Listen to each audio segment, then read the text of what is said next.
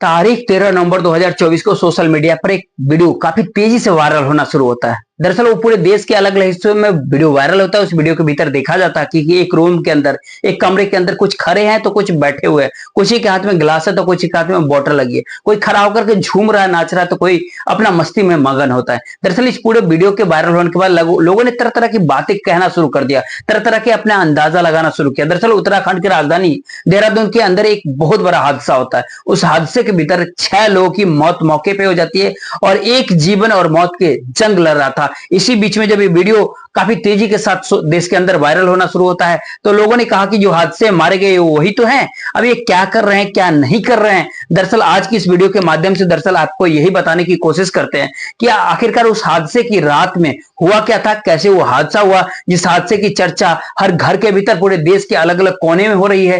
वो खुशी मना रहे थे और वो खुशियां गम में एकाएक तब्दील कैसे हो जाती है। नमस्कार, मेरा नाम जितेंद्र कुमार, आप देख रहे हैं स्टडी सफर तक। वीडियो को लाइक और चैनल को सब्सक्राइब जरूर कीजिएगा। आज की सच्ची घटना जो आपको बताने जा रहा हूं ये घटना होती है उत्तराखंड की राजधानी देहरादून की। दरअसल बात कर रहा हूं तारीख 30 अक्टूबर 2024 को, जब पूरा देश धनतेरस का पर्व मना रहा था, तब देहरादून की राजधानी का एक बहुत बड़ा जाना माना चेहरा है, एक बहुत बड़ा कारोबारी जो पटाखों की कारोबारी करते थे, जहां नाम उनका सुनील अग्रवाल होता है। कालिदास रोड के वो निवासी होते हैं। उनके घर के भीतर एक नई कार आती है, इनोवा कार। जी हाँ, टॉप मॉडल की वो कार होती है।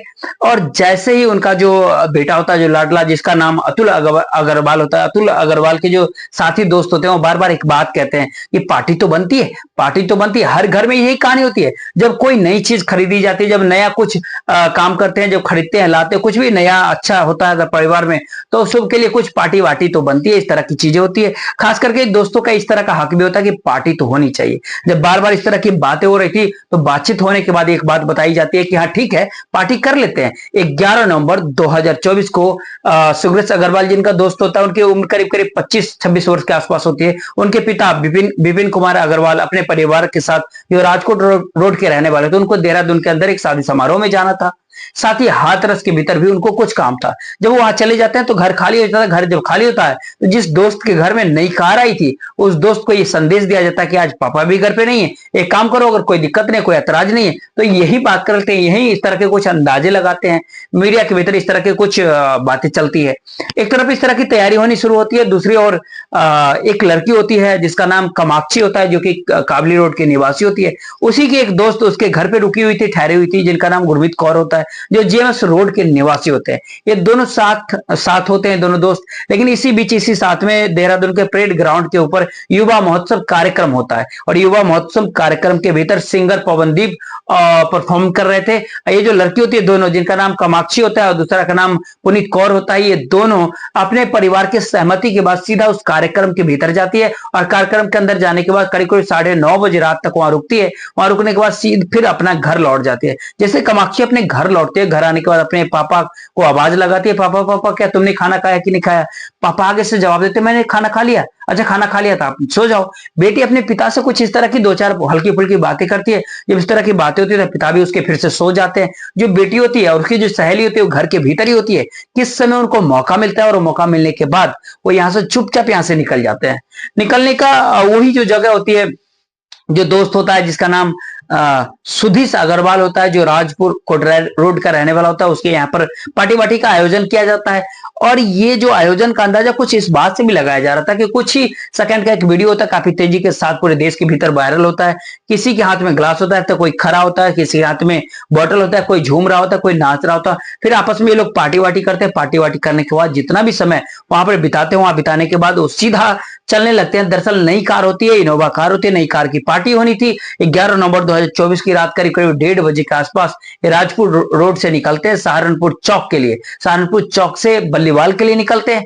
जो गाड़ी की रफ्तार होती है वो करीब करीब आराम से इत्मीनान से चल रही होती है, काफी मौज मस्ती करते हुए जा रहे थे। ऐसा सीसीटीवी फुटेज के अंदर देखा जा सकता है, ऐसा मीडिया के भीतर दावा भी किया जा रहा है।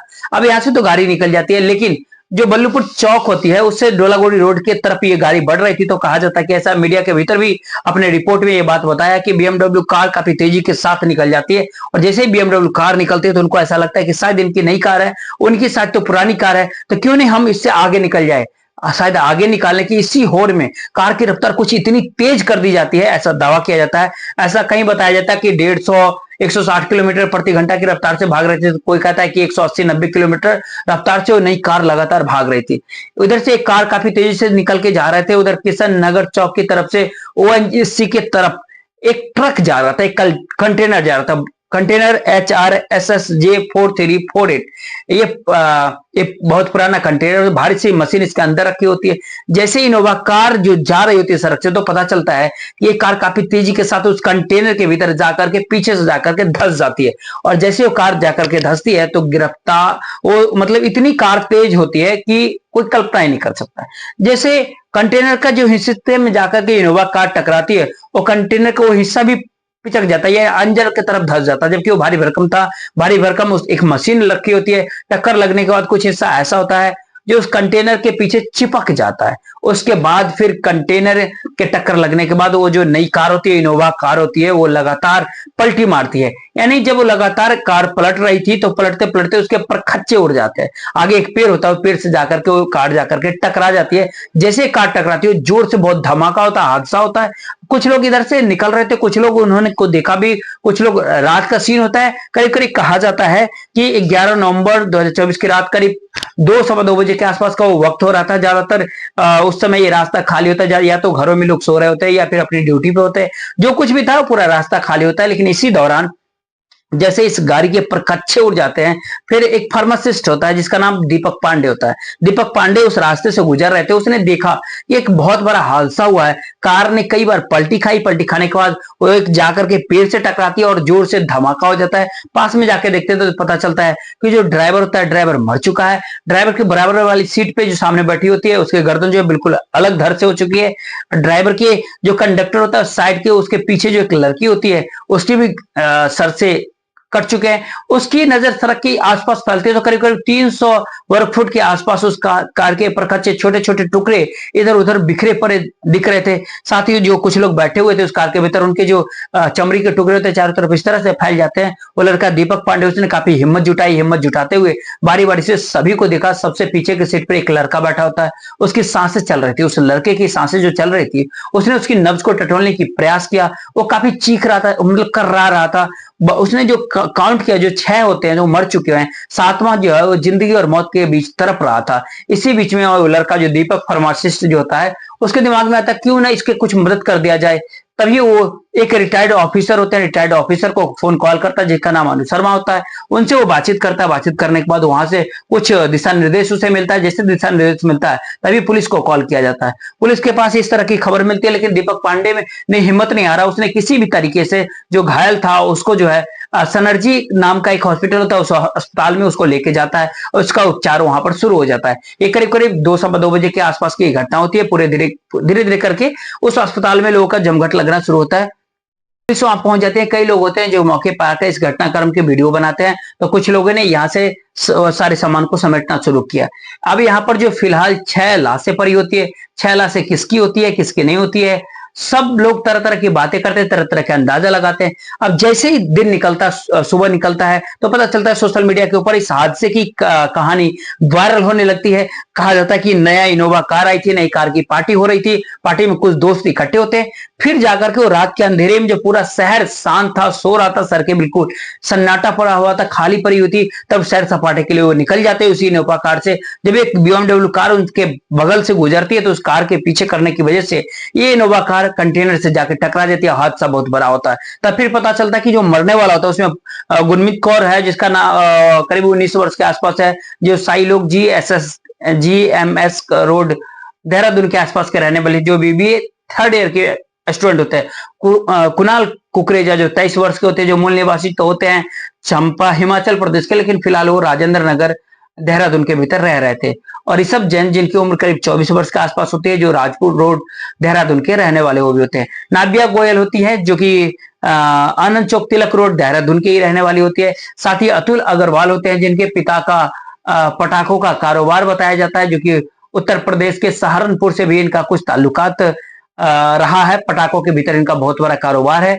इन्हीं परिवार ने एक नई इनोवा कार खरीदी थी। इसी परिवार को जब नया कार खरीदते तो दोस्तों ने कुछ डिमांड किया था कि हमें भी पार्टी चाहिए। अब हम ये जो बात आपको बताने से पुनीत है, कुणाल है, ऋषभ जैन है, नव्या गोयल है, अतुल अग्रवाल है, कामाक्षी जिनकी उम्र करीब करीब 20-22 वर्ष के आसपास होती है, जो काव्या रोड देहरादून के रहने वाली थे। 6 की डेथ हो जाती है मौके पर, लेकिन 7वां इनका जो साथी होता है जिसने दीपक पांडे ने काफी कड़ी मशक्कत के बाद उसको अस्पताल पहुंचाया, सुधेश अग्रवाल को, जिसके पिता विपिन अग्रवाल जो शादी समारोह के भीतर शामिल होने के लिए चले जाते हैं। मीडिया रिपोर्ट के भीतर यह दावा किया जाता है कि वो तो शादी समारोह में शामिल होने के लिए चले जाते हैं, लेकिन घर खाली होता है। सभी दोस्तों ने प्रयास किया कि यहीं बैठते हैं, इसी घर पे पार्टी करते हैं, यहीं पे मौज मस्ती करते हैं। पार्टी में क्या किया क्या नहीं किया, कुछ लोगों तो ये दावा करा कि वो लोग शराब पिए थे, लेकिन पोस्टमार्टम रिपोर्ट के भीतर पुलिस ने इस तरह की कोई बात का खुलासा नहीं किया कि आखिरकार मामला क्या है, क्या सच में शराब पिया था या नहीं पिया था।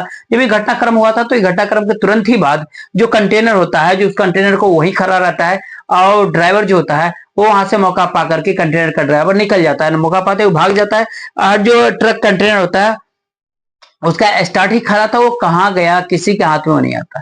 हालांकि लोगों ने उसको देखने का प्रयास किया। अब पुलिस ने इस पूरे घटनाक्रम की जो हिस्ट्री होती है, कंटेनर के हिस्ट्री जब खंगाली तो पता चला कि हरियाणा का इसका मालिक होता है, लेकिन वो मालिक इसे बेच दिया था। उत्तर प्रदेश का एक जगह पड़ती है खतौली, खतौली का रहने वाला किसी एक व्यक्ति के पास ये कंटेनर था, लेकिन फिटनेस इसका जो प्रमाण पत्र होता 16 अगस्त 2013 से खत्म हो गया था, समाप्त हो गया था। नेशनल परमिट जो होता है ट्रकों का, इनका कंटेनर का, वो 10 अगस्त 2015 को ही समाप्त हो गया था। ये भी आगे बताया जाता है, कहा यह जाता है कि कंटेनर के ऊपर कोई रिफ्लेक्ट जो लगा होता है, जो हल्की सी रोशनी पड़ती है तो उसके बाद वो चमकने लगता है रेडियम टाइप से। उस ट्रक पे, उस कंटेनर के ऊपर ऐसा कुछ था ही नहीं, तो होता तो शायद इस तरह का हादसा नहीं हो सकता था। यूपी के खतौली में जो पुलिस भेजी जाती है पता करने के लिए कि आखिरकार उसका मालिक कहाँ है और कहाँ नहीं है, आखिरकार उसके पीछे की पूरा वजह क्या है, क्या कर रहा था। अब वो ड्राइवर मिलेगा तो शायद उस ड्राइवर कुछ जो ये पूरी आगे की आधी अधूरी कहानी जो है वो बताएगा। और ये सिद्धेश अग्रवाल जो होते हैं, जो जिंदगी और मौत के बीच जंग लड़ रहे होते हैं अस्पताल के भीतर, उनको जब होश आता है, यदि वो ठीक होते हैं तो हालांकि डॉक्टर का आगे ये भी कहना होता है कि हालत इस तरह से उनकी बिगड़ी हुई है, ठीक ठाक कंडीशन की तरफ वो आगे बढ़ रहे हैं, लेकिन मीडिया के भीतर तरह तरह की बातें भी चलती है। तो इस तरह के कोई अफवाह भी नहीं फैलाई जानी चाहिए। जब इस तरह की जब हमने वीडियो रिकॉर्ड किया तो उनको बताया जाता है कि उनकी तहरीर, एक पिता ने तहरीर दिया। बाकी जैसे ही इस घटनाक्रम के बारे में 5, 6, 7 लोग वो होते हैं, उसमें 6 की डेथ हो जाती है, एक साथ 6 की चिताएं जलती है, जो छठा होता है जो हिमाचल प्रदेश चंबा के रहने वाले होते हैं, शायद हो सकता है कि उनको वहीं पर उनकी अंतिम संस्कार जो थे, जो अंतिम संस्कार की जो भी प्रक्रिया होती है, फिर 5 लाशों का एक साथ अंतिम संस्कार जिस प्रकार से होता है तो हर आंख में आंसू होता है। हर कोई ये सोचने पे मजबूर होता है, मरने वाले लोग जितने भी थे 25 वर्ष की उम्र से ज्यादा किसी की भी उम्र नहीं थी, 19 साल से कम किसी की भी नहीं थी, सबके सब बालिग थे, लेकिन इस तरह का हादसा कैसे हुआ, यही बहुत बड़ा सवाल है। हर कोई इस सवाल के जवाब को ढूंढने की तलाश कर रहा है। कोई पुलिस की राह देख रहा है तो कोई अपने अपने तरीके से अंदाजा लगाता है। कोई सोशल मीडिया के ऊपर वायरल हो रही वीडियो क्लिप को देख करके अंदाजा लगा रहा है, तो कोई कुछ और कह रहा है कि बड़े घर के लोग हैं, कोई रईस बता रहा है, तो कोई कह रहा है कि पार्टी के भीतर कुछ ज्यादा ही शराब की मात्रा ले ली थी, कोई कह रहा था कि रईसी दिखाने के लिए सड़कों पर निकले थे। तरह तरह की बातें हैं, लेकिन पुलिस कुछ ठोस नतीजे पर नहीं पहुंची। पुलिस की जो जांच रिपोर्ट होगी, पुलिस की रिपोर्ट जब सामने आएगी, लेकिन सबसे अफसोसजनक बात यह कि देहरादून की जो एक राजधानी पड़ती है, मध्य प्रदेश की जो राजधानी, वहां के सीसीटीवी कैमरे भी सही से काम नहीं करते। ऐसा बताया जाता है कि अगर कैमरे काम कर रहे तो बिल्कुल ही पता चल जाता है कि आखिरकार पूरा का पूरा मामला क्या है, माजरा क्या। हालांकि पुलिस प्रशासन को इस घटनाक्रम पे ध्यान देने की कोशिश करनी चाहिए कि जो भी कैमरे उस पर सही से काम करनी चाहिए। साथ ही जो घटनाक्रम है, घटना जो हुई है जिसमें एक साथ 6 लोगों की मौत हो जाती है, इसमें कहीं ना कहीं पूरे भारत देश के लोगों को एक संदेश है, एक मैसेज है कि जिनके बच्चे काफी तेजी के साथ गाड़ी चलाते हैं, वाहन चलाते हैं, जिनके बच्चे बिना बताए गाड़ी लेकर के निकल जाते हैं, जिनकी बच्चे की उम्र अभी 18 साल भी कंप्लीट नहीं हुआ, वो भी अपने अपने बच्चों का स्कूल भेज देते हैं, बड़े बड़े कार से, बड़े बड़े वाहनों से। उनको भी थोड़ा देखने संभालने की जरूरत है। कुछ लोग ऐसे भी होते हैं जो गाड़ी निकल के निकल जाते हैं, उनको लगता है कि सब कुछ ठीक है, कोई दिक्कत नहीं, सड़क अपनी है, लेकिन बिना किसी ट्रेनिंग के, बिना किसी विशेष तकनीक के वो गाड़ी चलाते हैं, जिससे कि कई बड़े हादसा होने की खतरे बने रहते हैं। इस देश भर में इस तरह के हादसे होते रहते हैं, वो सब नासमझी में होते हैं। इसलिए जो अपनी गाड़ी की एक्सीलरेटर की रफ्तार जो होती है उसको उतना ही बढ़ाएं जितना कंट्रोल कर सकते हैं। ज्यादा रफ्तार के लिए तो गवर्नमेंट भी अनुमति नहीं देते हैं, जगह जगह बोर्डों पे लिखा होता है सड़क किनारे कि कहां पर कितने स्पीड में गाड़ी चलानी है। तो इस तरह की वारदात होने से बचेगा अगर इस तरह के ध्यान रखेंगे। और इस पूरे घटनाक्रम को बताने का मतलब आपको परेशान करना नहीं है, नहीं आपका दिल दुखाना, बल्कि आपको जागरूक करना है, आपको सचेत करना है, आपको बताना है, आपको जताना है। आप अपने परिवार को हमेशा ख्याल रखें और हमेशा ध्यान रखें कि इस तरह के पार्टी फंक्शन में कुछ ऐसा अधिक शराब का मात्रा है, फिर इस तरह के कुछ खुशी-खुशी में कुछ इस तरह का हद से ज़्यादा ना निकल जाए जिससे बड़ी घटना हो जाए। तो इस वीडियो को लाइक कीजिएगा, चैनल को सब्सक्राइब कीजिएगा, वीडियो को शेयर कर दीजिएगा। जय हिंद।